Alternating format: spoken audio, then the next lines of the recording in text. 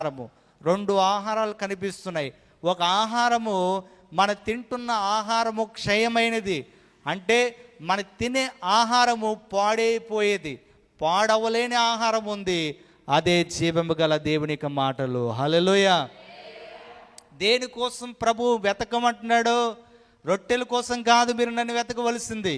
ఈరోజు బాధాకరమైన విషయం ఏంటంటే, చాలామంది సంఘాలలో, చాలామంది సంఘానికి వచ్చేది కూడా, లోకస్తులు కూడా ప్రభు వైపు చూసేది కూడా లోక సంబంధమైన దానికోసమే.